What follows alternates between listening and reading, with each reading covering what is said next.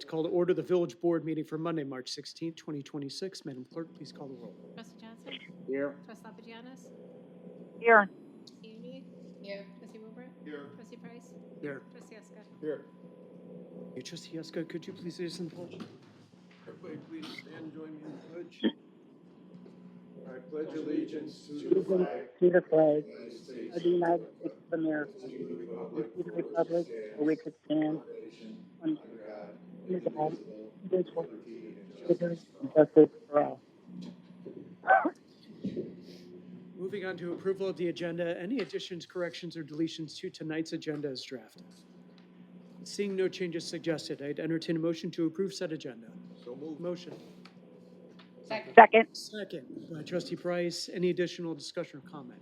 Hearing none. All those in favor say aye. Aye. Opposed? Aye. Motion carries. Moving on to President's Report, Bruce Jefferson reappointment to the West End Pension Board for the police side. It's just a motion to. Okay. Yeah, Okay. this is a reappointment. so. Okay, anyone care to make that motion? So moved.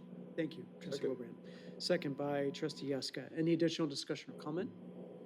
Hearing none, Madam Clerk. Trustee Wilbur? Aye. Trustee Price? Aye. Trustee Eska? Aye. Trustee Johnson? Aye. Trustee Lapigianis? Aye.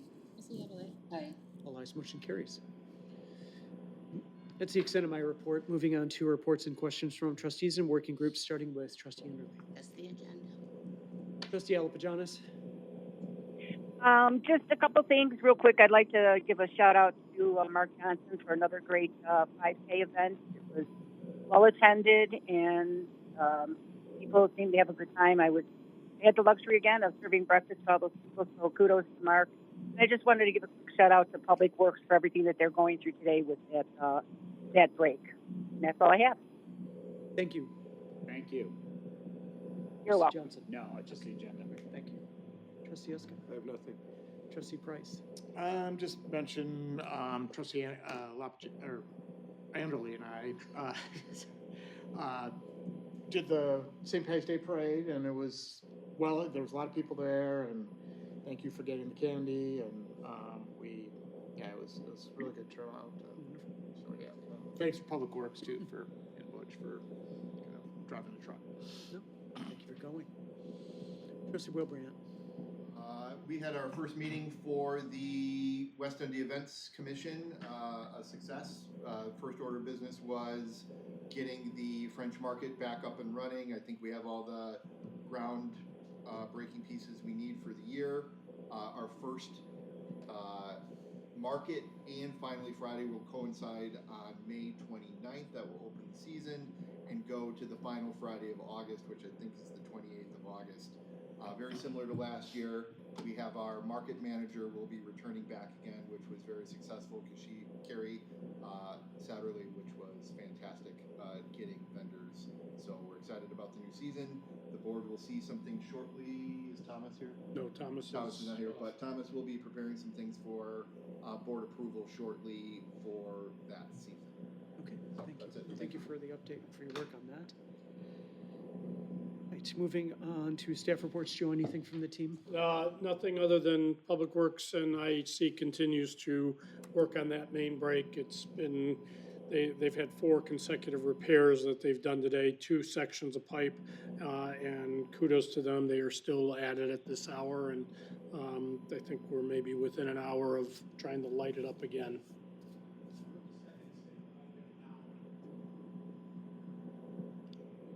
Oh, wow. Okay. So do we know why? Like, is there something, soils or anything?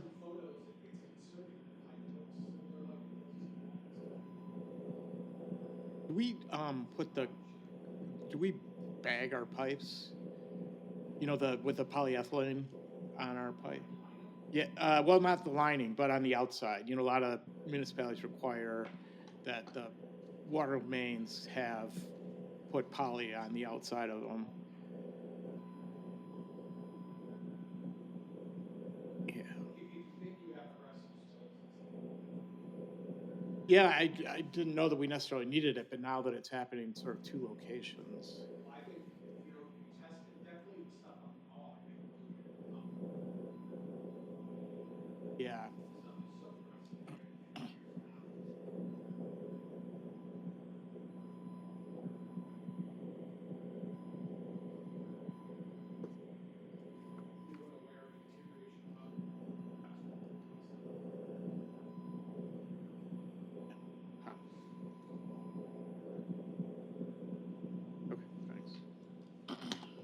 Thanks to you and the team for the work, especially working this late.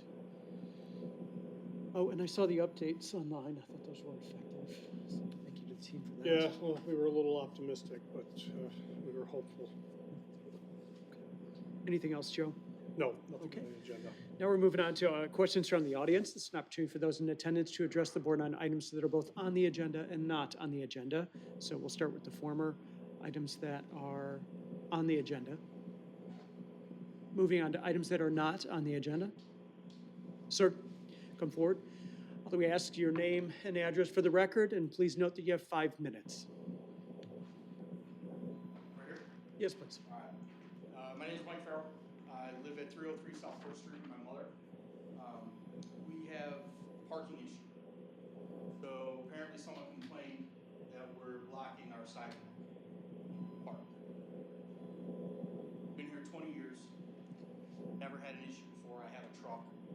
Doesn't fit in the garage. I'm parking on the far side of on the third car driveway that does not allow it to sit without blocking the sidewalk.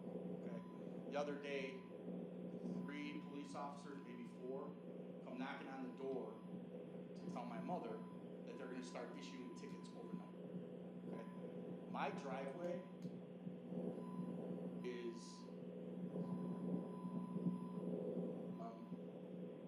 my driveway is 116 inches. The average car is 185 inches, and my truck is 227 inches. So, with that, those measurements, the house was built, approved by the building department. Now you guys passed an ordinance 5 years ago, I believe it was. All right, it's 10 years after my mom was already moved into the house. And now I'm getting threatened with parking tickets on a daily basis during the winter months when I can't park on the street. So we need to, together, come up with a solution. Truck doesn't fit in the driveway or in the garage. Measured it, won't fit. Can't even get it in the third car garage because it's too wide. All right, so it wouldn't even fit lengthwise. The door won't close. So we need to come up with some type of solution. I'm only allowed 5 nights a month with the overnight parking, when the ban's in effect. All right, and then if it snows, you can't put the truck anywhere anyways, because you got the ban in the parking lot over here, you got the ban on the side streets. So then I park in my driveway, wake up the next morning, I'll have a ticket on it. Okay, So we have to try to figure something out. okay, thank you. Joe, any thoughts? No, I can set up a meeting with myself and the police chief, and we'll see what we can come up with. Okay. Does that sound I did talk with the shift commander.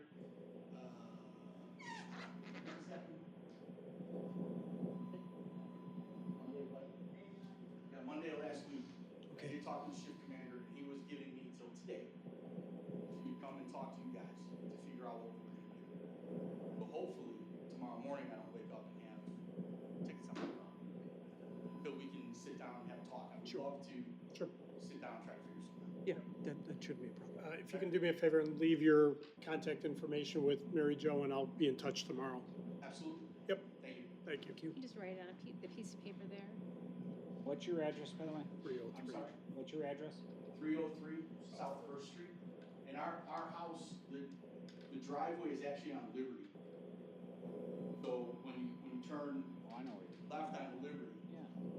we're the first driveway. He's on the corner. And it's a very small driveway.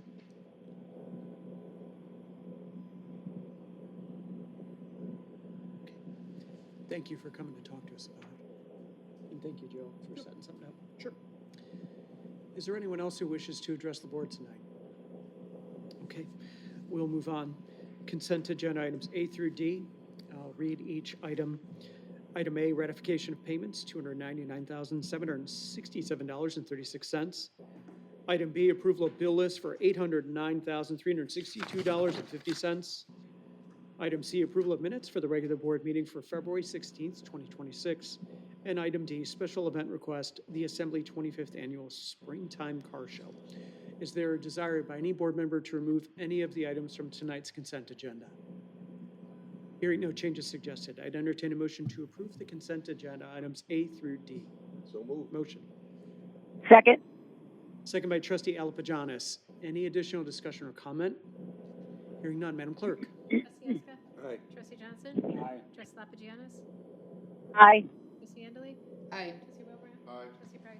Aye. All ayes, motion carries. Moving on to resolutions and ordinances, item A, consideration of an ordinance approving, and I'll just stipulate the rest. It's about the Fox Haven subdivision. Trustee Price. Yeah, this is the subdivision, sort of southeast quadrant of Randall Road and 72. And we saw this in January, it was for preliminary plat approval. We sent it to P&Z for final plat approval, voted unanimously. So it's been through them twice, and it's been through appearance review as well. And so now it's gone through engineering review. There's still a lot of comments, but I talked to them earlier today, and they feel that none of them are, deal killers or anything. So I think we're in a position where we can approve this final plan, subject to resolution of the outstanding engineering issues. Okay. Anything else? Comments or questions from the board? I'm sorry, Tim? Tom asked if there was anything else, Oh. I said no, we nicely summarized. Okay. Okay. Trustee Price, you have the floor. Yes, move to approve an ordinance approving a final development plan to construct 89 detached single-family homes and 94 duplex homes, and a final plat of subdivision for approximately 71.6 acres adjacent to the southeast corner of Route 72 and Randall Road, identified as the Fox Haven subdivision, following conditions. Compliance with all documents submitted to planning and zoning, review and approval of final engineering plans, and review and approve by outside jurisdictions, including KDOT, Illinois DOT, Army Corps of Engineers, Illinois EPA, and Illinois Department of Natural Resources. And finally, compliance with all other applicable village codes and ordinances. And just a reminder that there was an amendment that was sent out today, Oh, yes, number thank you. 3, that the village agrees to take all action necessary to obtain all requisite easements, licenses, grants, or permissions having represented in 2.3 of the development agreement dated January 2016, permitting the developer or its assignee to connect to the sanitary sewer infrastructure as depicted on the development plan, including but not limited to Lot G in the Timbers and Valleys at Carrington Reserve subdivision. Council, I can we, made that part of my motion. yeah, can we just append that to the motion? Okay. So we have a motion from trustee Price as amended. Second. Second by trustee Huska. Any additional discussion or comment? Hearing none, Madam Clerk. Trustee Price? Aye. Trustee Eska? Aye. Trustee Johnson? Aye. Trustee Lapagianis? Aye. Trustee Andalou? Aye. Trustee Wilbrand? Aye. All ayes, motion carries. Thank you. Moving on to unfinished business item A, recommendation to award Fifth Street Reservoir repairs. Trustee Huska. We had 2 sealed bids that were opened, and they both exceed the contractor's estimate, but that was especially low, we are finding out, so. We kind of called them on it because it's way outside the threshold. It's usually somewhere around 15%, above or below. And they said they had worked with Era Valdivia to come up with, so that had they have bid, that might have been their price.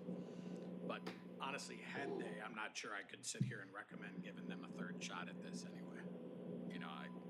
They've tried twice. Albeit this is a different repair, but I'm not sure I would be comfortable asking you to reward a contract to them again, so.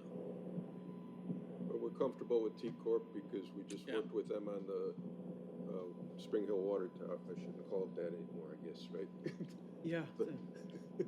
Yeah, so we worked extensively with them. They were good to work with. Obviously, that was a way more technical project with a lot more problems than they were easy to get to resolutions with, so. And given we got 2 bids, we're relatively close. I think Yeah. makes- Yeah, I think maybe even the difference is just RAK's further away. Yeah. They're almost exactly the same if you take out the mobilization, which is indicative of they both understand the scope really well.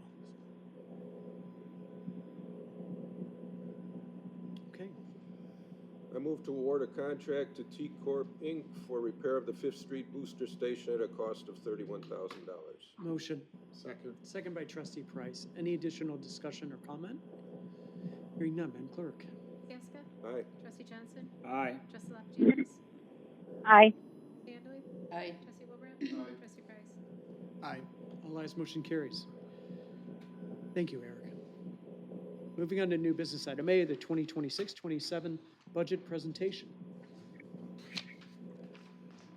So I would like to, for the board's preference, present you with the 26-27 budget. We have changed up the format a little bit based on some efforts to try and streamline and put together a more concise document. The budget overview is provided to the board. First and foremost, I would point out that the last 5 years' revenues over expenses per the audit show the general fund in a very positive light. In fact, we are probably less than, we have had no less than $782,000 in revenues over expenditures in any of the last 5 years. There is a new fund. Obviously, the village's accounting is based on a fund system, basically individual checkbooks. For a layman's perspective, we have added a new fund this year, which is Fund I, which is the Wiesman Special Service Area signalization. Revenues within the general fund are up about 7.3%. The EAV growth within the community has been excellent. We are up over an average of 12.6% over the last several years. Of the property tax increase, of the revenue increase this year, property taxes in the amount of $621,000 amount to the lion's share of the $1 million in increase in the projected revenues within the general fund. Based on the growth in the EAV, we project that the same tax rate, which of 1.87 1.867 will remain as this year. We have provided, as we have in last several years, the municipal cost comparison for the surrounding communities. We are extremely pleased to point out that West Dundee went from third lowest to second lowest this year and are only 5 cents behind being the first lowest on a both annual or daily basis. We are proposing a budget this year that is utilizing fund balance for the first time. It is showing, illustrating a use of $150,000 for fund balance this year, and it is also showing a use of one-time development revenues of $124,000 this year, recognizing both the development, the cost increases associated with both Hickory, Glen, and Harvest View developments for the community. We are advocating a review of the residential building permit fees and business licenses, as well as rental registration. Most of those have not been adjusted. Some of them haven't been adjusted since 2023. Some of them have been recently adjusted in 2018 or about 7 years ago. 2003, correct? 2003 for residential building permit fees, and then residential business licenses and rental registration were amended in 2018. So those are basically almost 8 years old. Obviously, we need to make sure that the cost of issuance and administration is keeping up with the costs of what we are receiving from those. In terms of the overall general fund expenditures, they are up approximately 10% this year. 3% is projected for personnel compensation increases. We are showing one new full-time position within the organization from last year, and that is the finance director position. That is the only new full-time position or part-time position that is advocated within the budget or included in the budget. We are including $230,000 in this year's budget for capital equipment, and that's reflecting the computer replacements or upgrades for the entire organization regarding the ERP upgrades and the village's financial software. The individual departments will present their respective budgets as we move forward over the next couple weeks. The sewer and water fund is in very good shape this year. We have seen a decrease in some of the expected operating expenses, but we are advocating a 2.5% increase suggested in the operational increases. Staff is of the position that smaller incremental increases are probably more than norm, and would like to consider that as the minimum moving forward. This way to avoid last year's double-digit increase that was associated with the sewer and water rate increase. The updated schedule is that we will take the next 3 village board meetings for discussion of the budget as we move forward. The public hearing is planned for April 6th to allow for public input into the budget, and that will be advertised with the Daily Herald as we have always done pursuant to statutory requirements. With that, I would turn it over to Finance Director Chambers and allow her to make her inaugural presentation of this year's budget moving forward. Thank you, Joe. Yeah, so I will go ahead and just start with the expenses in our legislative division, and then I'll move forward from there, and then from that, we'll have the departments come up and kind of talk about their expenses as well. So, legislative division, not much happening there out of the ordinary. The total budget for the next fiscal year is $70,425. That is a slight increase from last year. That is due to the Fire and Police Commission expenses increasing by $4,000, as well as the fact that we added a new line item for the Special Events Commission with a budget of $1,750. In the Administrative and Finance Department, they have a total budget of $1.583 million compared to $1.251 million last year.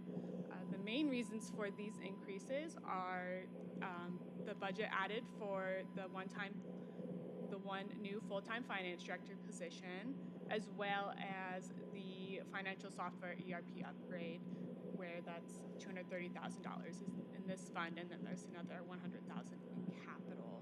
So that makes up the majority of that increase. Next, we have the legal division. It has a modest increase from $106,900 last year to $118,400 this year. Those are going to be seen in the attorney fees, which went from $80,000 to $90,000, and the legal notices increased $1,500, just to kind of keep up with inflation on those ones. Next up, we would have our police department. Do you want questions throughout, or do you want to? Yeah. Whatever the board How wants. do you want to do that? Whatever you'd like. Would like, yeah. Okay. You want to cover revenues and then the 3 respective departments that we've got? Yeah, you covered legal and finance and admin, right? 11, 12, and 13, 11, yeah. 12, 13. Legislative, administrative, and legal.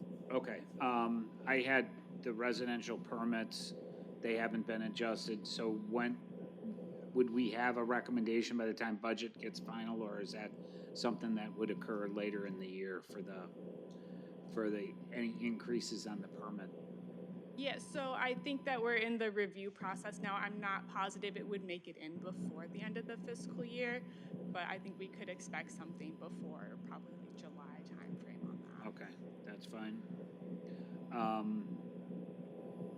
As a matter of process, is when you do these budgets, Mhm. do you, if you underrun the budget for this year, is that money generally go to capital? Is that how it works? You mean, when you say underrun, you mean we've, If you underrun expenses or overrun on revenue? yeah, so if we end up like, not using as surplus. many expenses or have an excess of revenues, that just goes into the general fund under fund balance. And that's how that fund balance is slowly like built up over So that's years. carried year over year? Correct. Okay. But one-time fees are moved over to Yeah, so I capital. guess it depends on what part of the revenue. So like our development fees that we get, those do move over to our capital fund. New development revenue is moved to capital. If we have over or under revenues, operating revenues over expenses, those remain within the general fund, and that builds the existing general fund balance. And the developer stuff gets moved regardless of budget, it's just the whole thing gets moved. Right, unless there's like this year was split, we moved, there was about 700,000 of that, 500,000 got moved to community development for the traffic signal costs, and the excess 248,000 is moved over to capital.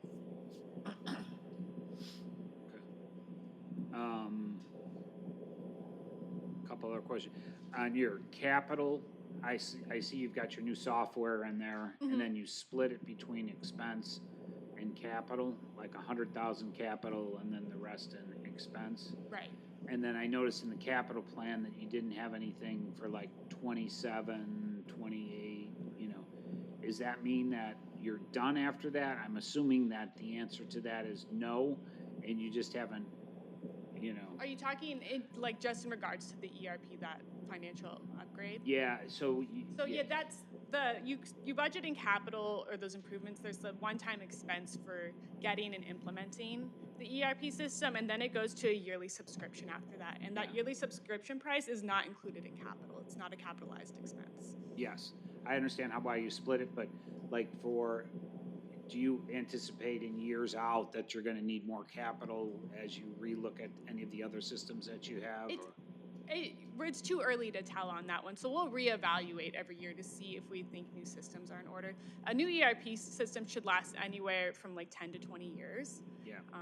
They are kind of a pain to switch to new systems and upgrade, so we try to choose ones that'll have a longer life. Okay. Just on that item, on a subscription program though, it should be indefinitely, right? Yeah, they 'Cause you're not upgrade. buying the They software release anymore. like patches and upgrades and things to help maintain and extend the life. But companies do eventually end the programs and stop servicing them or maintaining them. And then at that time, we have to decide: are we going to maintain it in house or do we need to look at a new system? Different company. Right, and that's exactly where we are now. Right. We've had municipal software, which has morphed into a couple different issues. It's served us well for the last 30 years, but there is an annual contractual obligation that's built into contractual services within the administrative budget. Whatever software we select moving forward, that annual software obligation will remain within capital or within contractual services as an ongoing operating expense. Yeah. Yes, yes. Yeah, I just didn't see any capital for the years out, that's where I was at. You've only been in the job how long? A little over 2 months. Okay, all right, just. Two other things quick. What's the assumption on the parking taxes at 6%? You don't have to know this right at the top of your head. And is it 6% on the parking tax for the? Right. So yeah, on the parking tax, I just took historical. So we looked at what's currently coming in and then made some conservative projections moving forward at what we think those revenues are going to look like. Those numbers are about 10,000, we're looking at about $10,000 a month is what we're currently seeing. And so they've definitely grown since We started seeing those revenues in July of last year. Yeah, I'd be open to increasing that slightly. Sure, And yeah. then funding other areas like in police. Right. The only other area that I saw is globally on the budget. There's there's the numbers for life insurance and healthcare, right? I know healthcare is going up, and it's a big issue across, not only government but all industries, right? But as I look at the numbers for life insurance and medical across the different departments, like admin is minus 20%, police and fire are 20 and 19 respectively. Water's got 0, and streets got 4%, and community development has 91%. Yes, so when we budget those line items, we take into consideration what employees are actually electing versus our vacant positions or ones that we know are going to become vacant. So with that, like in certain departments, there's employees that have opted not to take the health insurance. So you'll see those numbers come down. And then in other departments, we've added employees and they've opted to get the health insurance. We have to increase those budgets more. So it depends Okay, you what got one employees are that's like electing. 91 and Well, one's negative. if somebody goes from a single to a family, that increases that individual's expense by $20,000. So but that's just based on individual employee selection. Yeah, or you have an employee previously who didn't elect it, and then you get a new employee in who chooses like PPO family, right? That's a large increase that you're So going to see.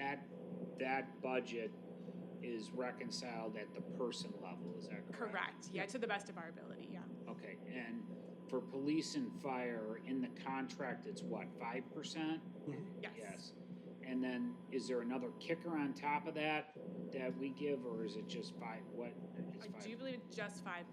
Our obligation is the first 5%, and after that, it's stipulated on how to work it out based on changing coverage or reduction in coverages and or increased employee contributions.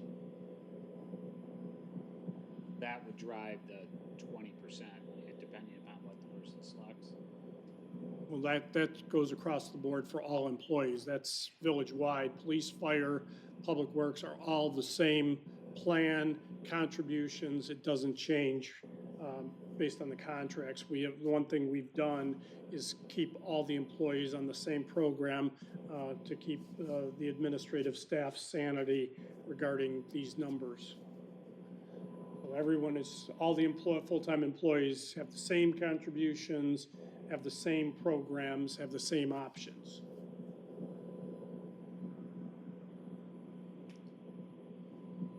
Okay, Chief. I'll go over the highlights real quick here. No changes, as mentioned before, no changes to authorized full-time staffing.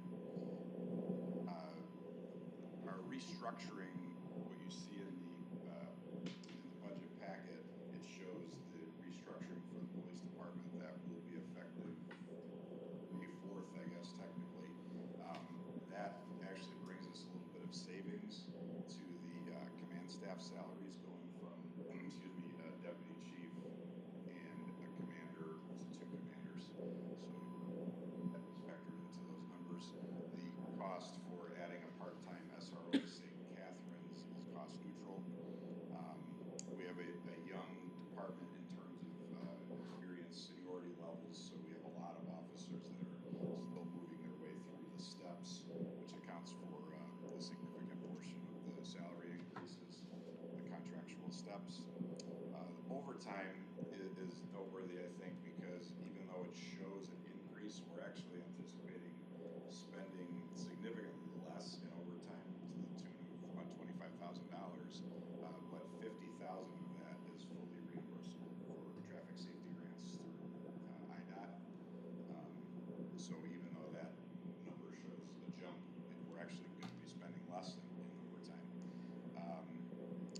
additional reductions that we were able to work in, thanks to being nearly fully staffed now. We reduced the clothing allowance a bit, because hopefully we won't have to be outfitting officers with start to finish. It'll just be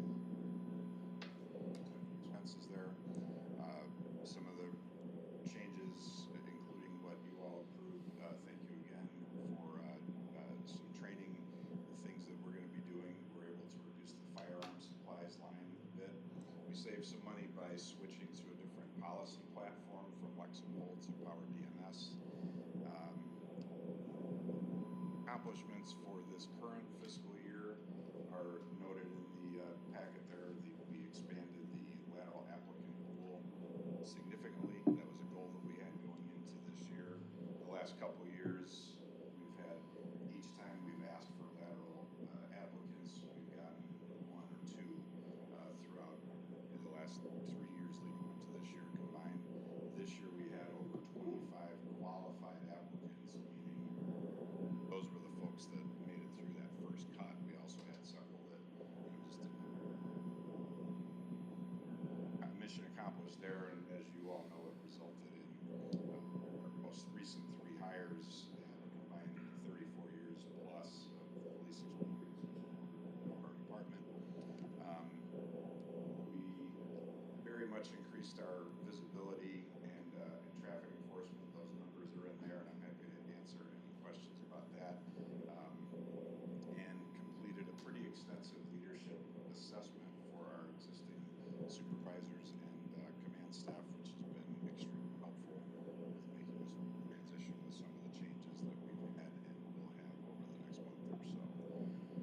Our focus is next year. Our obviously Public Safety Center number 3.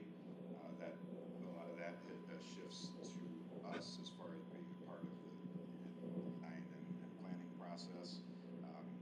A pretty lofty goal, but one that I think we can accomplish and one that's worthwhile now that we've gone more than a full year with the traffic initiatives that we've had in place. We're setting the goal of reducing traffic crashes in town for the next fiscal year. Implementing and gauging success of the FR program. So all those 3 things are outlined in the packet there. One thing that is not outlined but is a goal, a significant goal coming up this year is accredited through ILEAP. Process is about to get underway. The only other highlights, again in the packet, in the capital purchases memo, I noted some of the savings that we realized with that, thanks to a couple of grants that TCEs secured, and the tremendous increase in DUI enforcement by the officers has resulted in a lot of funds being put into the technology fund. If someone is convicted of a DUI, generally part of their agreement, their settlement, whatever proper wording for it, is to put money into a technology fund to combat DUIs and general traffic enforcement. So that is all outlined in there. And then the final thing is very noteworthy, the call for service increase that we've experienced. We're the busiest that the department has ever been, and it continues to trend in that direction. Much busier even when the mall was at full strength with all the retail theft and general incidents that come with having a mall in operation. We're even busier than it was back then. And like I said, that trend continues from 21 to 24 combined. It was about a 500, less than 600 increase calls for service for that whole span combined.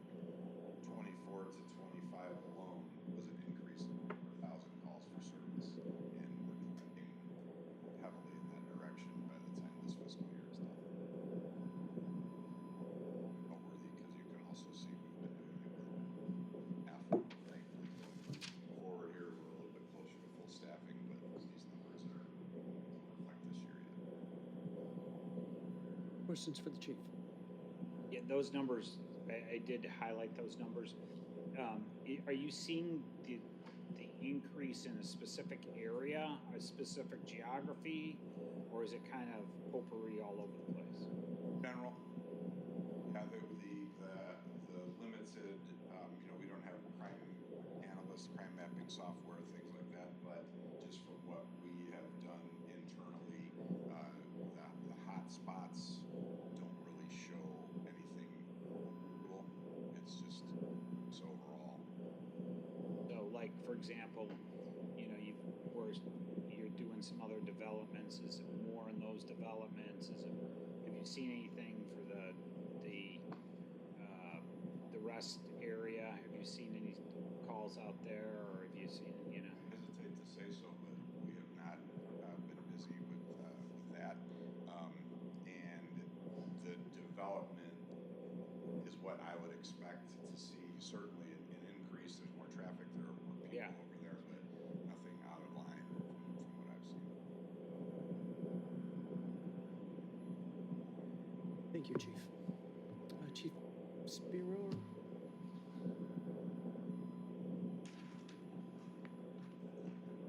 Can I ask a clarification on when we approve the budget, right? Are we approving the capital plan for years that are for beyond 25, 26? No, they're just provided for visual purposes and give you a perspective of what some of the items that they are seeing on an annual basis in the future.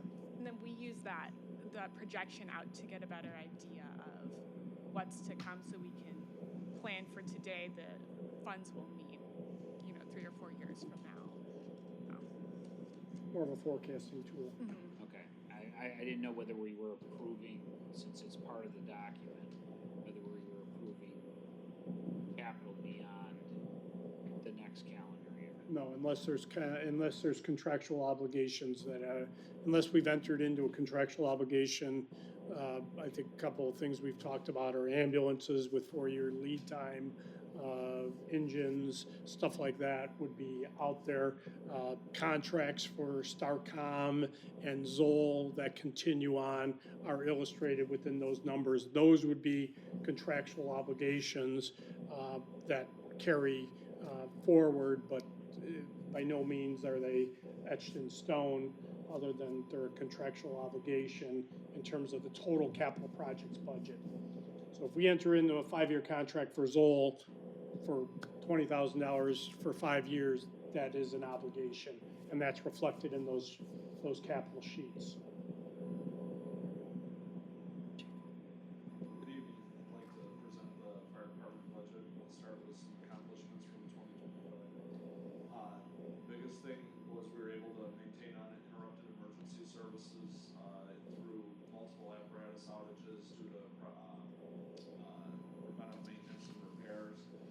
We were able to achieve full advanced life support certification on all of our vehicles and passed all IDPH inspections for both BLS and ALS. We did accept delivery and outfit and put in service a new fire engine, and also secured a joint grant with Carpentersville for $715,000 for new air packs. In training, we were able to host an in-house class for fire apparatus engineers, certifying 16 members of the department and saving over $7,000 in external training costs. And on top of that, personnel received certifications across hazardous materials, technical rescue, fire inspection, and public education. We continue our entry-level firefighter testing, produced a strong eligibility list, and executed a lieutenant promotional process through collaboration with the other departments, saving on costs for the testing that's required by statute. We held our annual strategic planning session and set operational priorities for the year ahead. Within the legislative area, the fire department worked to champion Illinois Senate Bill 1249, which addressed driver's license issues for firefighters, making it easier for firefighters in Illinois to drive new vehicles. In the community education, public education area, we continued and hosted our 3rd annual open house, holiday events, youth outreach, and CPR training. The Firefighters Association raffle and foreign fire directly offset many of the village's costs for outfitting the new fire equipment and station furnishings from non-tax dollars. In 2026 and 2027, some of our goals include to focus on communications and manpower, structure and compliance, equipment and fleet, and public education. We plan to maintain continuous recruitment for both full-time and part-time, advance succession planning for leadership roles within the department, and continue to develop paramedics. We're working to update our policies and prepare for our next ISO evaluation, improve records management through our new image trend reporting system that was jointly done through FlatCut. Continued phased replacement of firefighter structural gear so that we don't have the ups and downs. We continue to replace it on a regular basis and evaluate apparatus life cycles needs and enhance specialized response capabilities. In public education, we plan on expanding our CPR program across the village, pursue additional grant funding and align capital planning with long-term needs. This year's budget, you'll notice some areas where there's increases. One of the areas would be that of personnel services showed a 3.4% increase. This was in the full-time salaries, and that was due to the position of fire marshal moving from part-time to full-time. You'll see a corresponding partial offset in the part-time salaries that decreased from just over $1 million to $912,000 because the part-time hours were moved into that full-time role. Like the police department, we have a young department. There's a lot of people in step, so you'll see that reflected in the full-time sworn salaries. Personnel benefits, you saw a 9.9% increase as outlined by Trustee Johnson, is health insurance and the health insurance premiums. And within operating expenditures within the department, you saw an 8.3% increase. The largest driver in that area was Quadcom Dispatch, which was an increase of $12,500, as well as the software increases, software contract increases for ImageTrend, Flow MSP, and other public safety platforms. We'll see a decrease of about 2.8% in maintenance and repairs. That directly reflects the replacements of several of our vehicles with newer apparatus, so we were able to project and reduce that line item accordingly. Happy to answer any questions you have. Thank you, Chief. Eric? And Eric's, is Eric giving a presentation or is that it? Yeah. Come on forward, Eric. Oh, I'm sorry. Director Scott. I was gonna say, it's Yeah, no. community economic development. 16, community development first. Approach is largely consistent with what we've done over the years. Really shoot for one major project a year, ongoing. Recently, we were very blessed with two for-sale residential projects that we agreed on. This year, as we get into this year, pleasure approved tonight, Buxhaven and what is pending with Thomas Creek, that will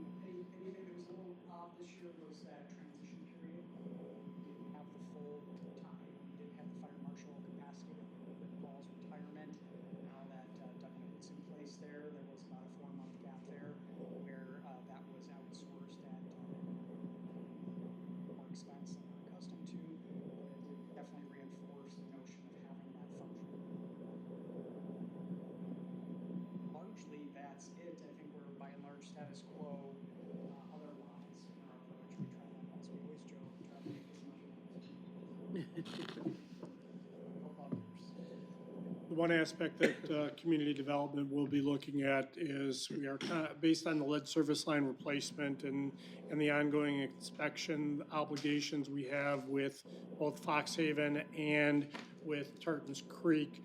We are evaluating whether or not bringing on a part-time plumbing inspector may be more cost-effective for the village on a short-term basis as opposed to contracting that out with BNF. And so that may be a separate discussion that we'll be having within the first quarter, and that'll strictly be based on some of these numbers and what we think is a better level of service than what we are currently seeing out of BNF, particularly in terms of the plumbing inspections. So that would be like a part-time, limited term employment? Yeah, we're trying to do it on consider if we can find, the problem is they have to be a state licensed plumber in order to do so. We believe we have a strong lead on a West Dundee resident who may have an interest in the position. We're trying to figure out whether or not we can hire them on a piecemeal basis as opposed to an hourly basis, which would be to our distinct advantage if we can do it under that approach as opposed to having them on an hourly basis. So The primary benefit is from the plan review side or the inspection side? the inspection side. Okay, and it's just timeliness, is that Yeah. the primary? Because I will say, just personal experience, recently, it's one small project, but at least from the plan review side, it was, I think, reasonably quick, but Yeah. that's not an inspection. Yeah, it's not on the plan review side. Yeah. That probably wouldn't change much, but this is specifically on the inspection side. Zero VR, the more inspections there are, the more litigation there is.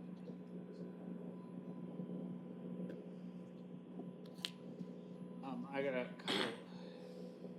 couple questions for you. In the downtown, SSA 9, the downtown district, I noticed there's hardly anything in that fund at all, right? And given kind of where we are with downtown, with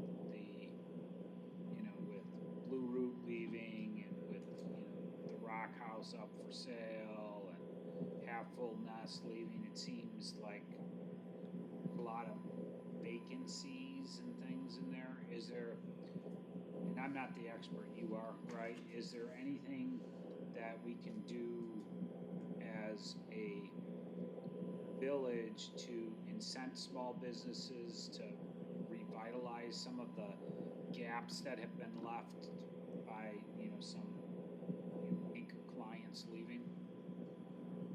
I think as things evolve, there's a bit of a life cycle. I think we were lagging for a long time on the building stock, and the building stock helps me get better tenants, and largely helps me get better.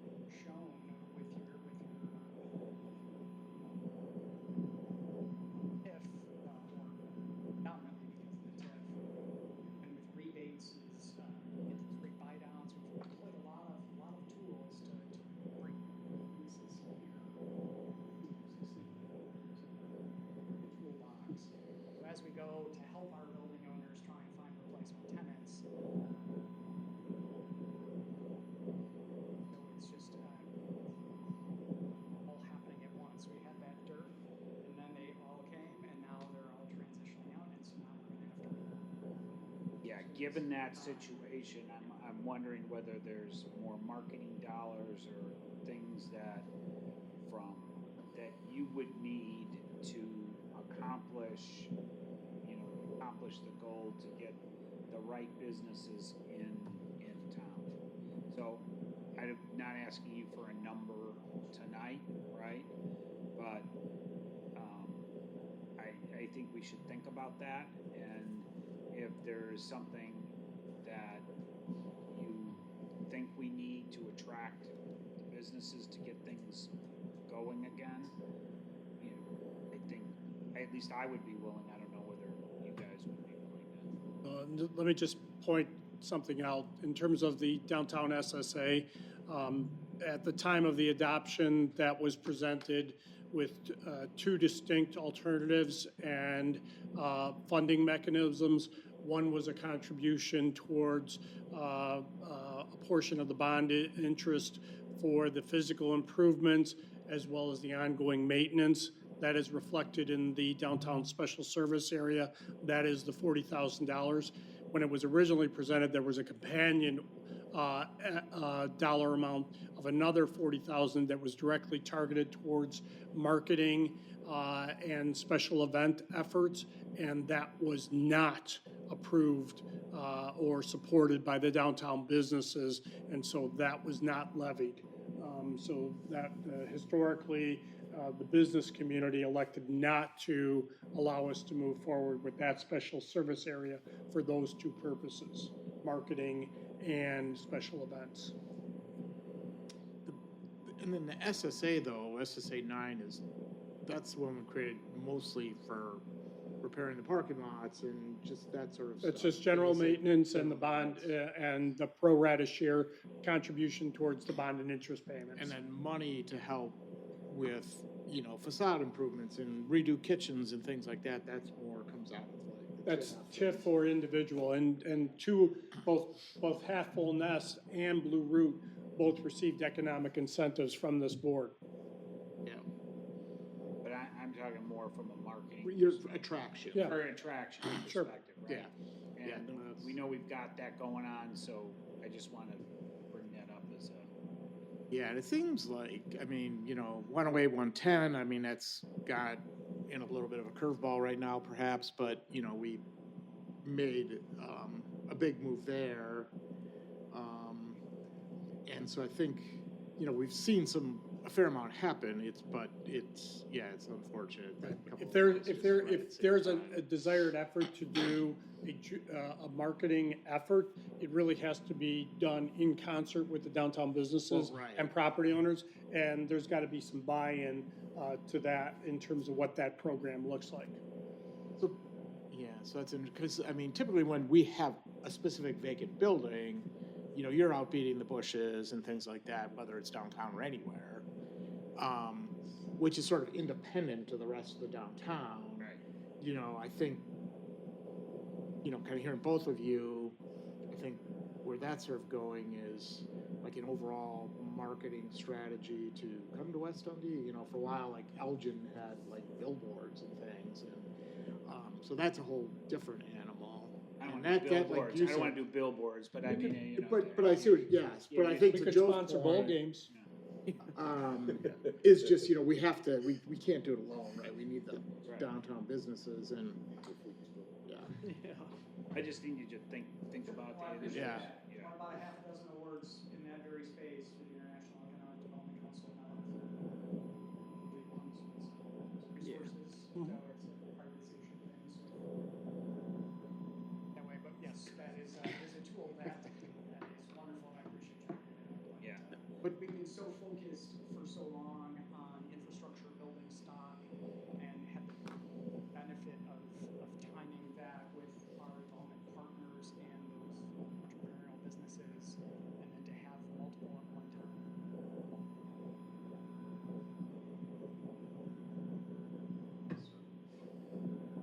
It highlights One of the conversations that Director Scott and I have had is, you start looking at the direct investment or involvement that the village has had in individual properties downtown. it's a significant high percentage that the village has been involved in. So we have really touched physically or jointly a lot of properties located in the downtown area. When you were Hinsdale, you're talking about, right? So that that was a partnership with the businesses. It was funded by the food and beverage tax, actually. Okay. You're saying it kind of sources and uses that as a beverage use, so now we're gonna request it. Right. It's the same thing with, in that case, paying for parking.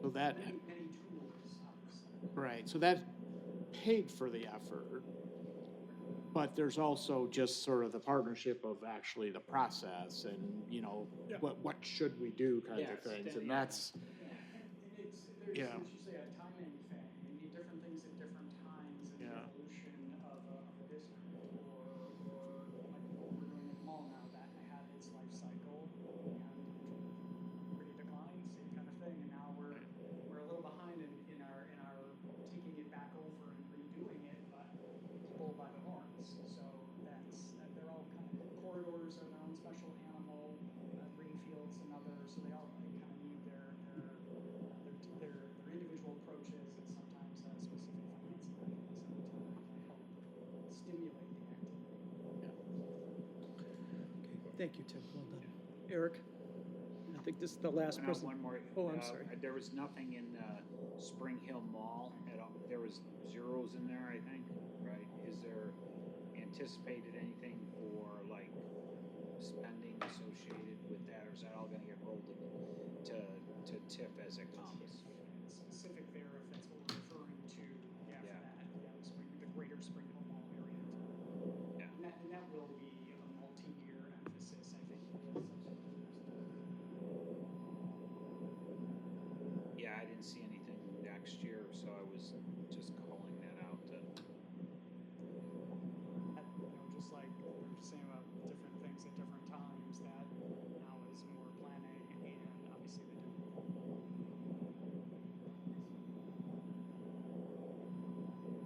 Right. And just recognize there's only $228,000 coming into that fund this year. Thank you, Tim. So Joe, while Eric's coming up, the next session, we're going to have a more fulsome discussion about the budget, correct?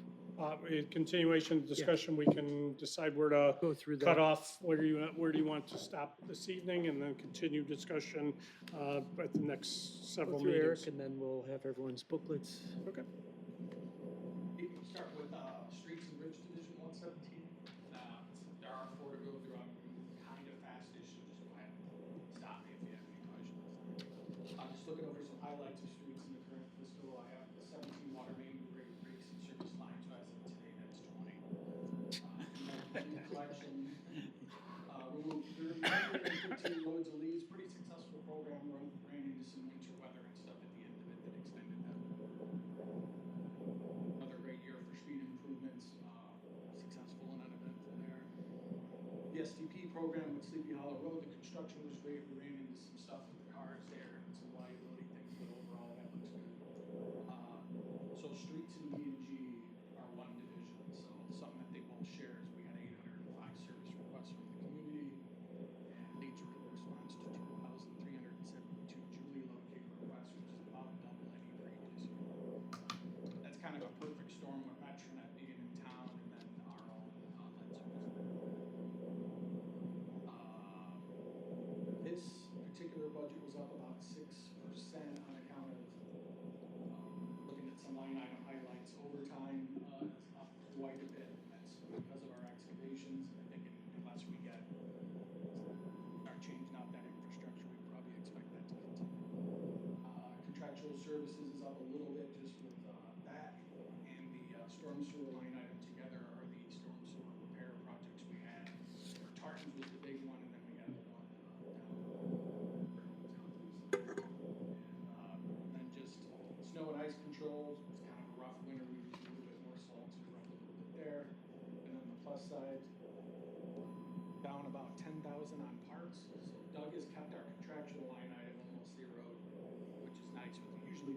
parts are a little bit higher, but I think the consistent replacement of the fleet is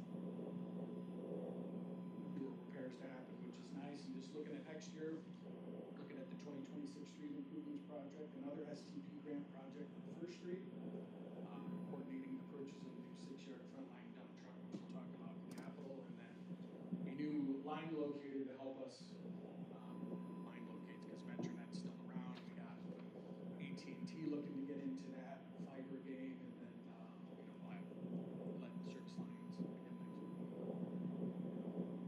Questions for Eric? The only question I have is, when we approve the budget, right, you've got your planned streets in there, right? Is that, can we change those out, even though, are we approving the number, or are we also approving the actual streets that we're doing? You could always change it. I would say for the immediate next year that we're looking at, we have an engineer engaged in spending money to design that. So you'd have to abandon that design at least until you got back to it. That's already been authorized for this year, for next year. Those streets have been authorized for next year. Not that you couldn't change it, you would just have to kind of restart engineering and stuff like that. All the years beyond that, though, are subject to change, and we often do, just with different priorities and stuff. But we do have like a prioritization list Yes. based on the evaluations. Yeah, It's a little old now, 2019 though, right? study Yeah. established that, but even, the EPA came in after that with a whole lot of things. We're always having to kind of take a new look at it with a fresh set of eyes.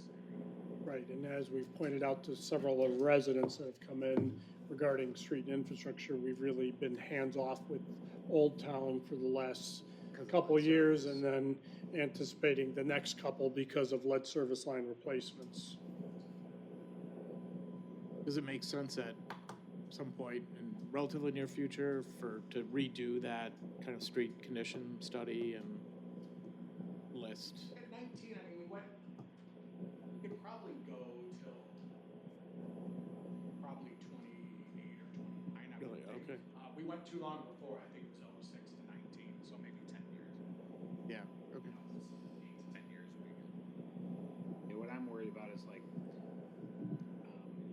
I know the cake's half baked, right, with all of these lead service lines, right? So everybody's got the ditch in front of their house, right, in part for the, in the grass, but then there's the cuts in the street, right? And I know they're supposed to replace them, right?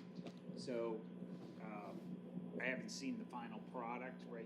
We might consider shifting some streets if it looks really, really bad, or something like that, Well, the idea is after the lead service line replacement is done on each particular street, then that would be the next step, would be to, First Street, of course, is going to get the STP. the big one. Yeah, I'm not worried about that. I'm worried more like on second, because they're, second and third, where it's, it kind of looks a little beat up right now. Again, the cake is half baked, right? We don't know what the final product will look like, but We get a good idea if you go around to some of the like towns that have preceded us in this project. The idea was we would have been on second and third already as that 2019 study had the prioritization. Typically moved those somewhere else just because of lead service lines came in and got threw a wild card on that. So they would be overdue to address them anyway. So we're going to try to do them as soon after construction as possible. but then you're gonna have the wild card of the people that didn't choose to participate, right? We are And then you're gonna moving- dig it, yeah, Yeah, we can't deal with that. There's no way we can trench new pavement. So what we're doing is at least with IHC, and we'll make this clear with the next 2 phases contractors, is they're going, for any of the holdouts, there's some interior issues where we're just gonna go from our main to the Buffalo box and get it out of the road. Into the road. Then we're free to come in and And if they want to stay with their lead service lines, we'll let them stay with their lead service lines. Yeah, unfortunately, but yeah. Do what you lead a horse to water, as they say. Thank you, Eric. All right, so this is the first of, I'm gonna finish up 18. Okay. Yeah, Yeah, we should do 18, please. Yeah. same thing, shares the same division. So the highlights there, obviously, they got engaged an architect and got this project on here at Village Hall, which turned out pretty nice. The stairs are pending, and there's a couple things to clean up there, but all in all, pretty good. I had some significant HVAC replacement project this year. We're looking at reduced version of that next year, but starting to switch those out. We developed that intergovernmental agreement with East MD to do the footbridge repair design. We've had a kickoff meeting, so you'll see that in the capital budget for next year is actually doing that work. 50-50 split cost-wise with East MD. Got the large-scale Parkway tree trimming program, which we awarded not long ago, and we're almost done there. I have the main breaks, the lead collections, the service request in the June. So looking into next year, do the footbridge project, more HVAC stuff. We're gonna finish those storm sewer repairs on Elm that we were talking about when we did the half a couple Edwards. months ago. Edwards. Edwards, yeah, what is it? Edwards, so we're gonna do, rest of that corrugated pipe is gonna get pulled out, that's being proposed. And then, repairing the rear stairs at Station 2.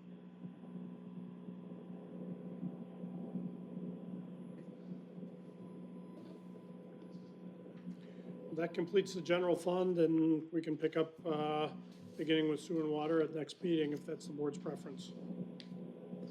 That would be Fund 2, April 6th. looking at your schedule, but that's also the public hearing? Yeah, the public hearing is usually, we open up with the public hearing beginning. Any questions for the budget? So, but we don't have to adopt till the 20th? No. Got 2 meetings, basically. Okay, anything else for the good of the order? Hearing nothing, I'd entertain a motion to adjourn. So moved. Do I have a second? Second. Thank you. Motion and a second by trustee Alapajanis. All those in favor say aye. Opposed? Motion Aye. carries. We are adjourned. And then just, if there's any other questions regarding the budget at all, send us an email. Happy to get any answers to the board in the intervening 2 weeks.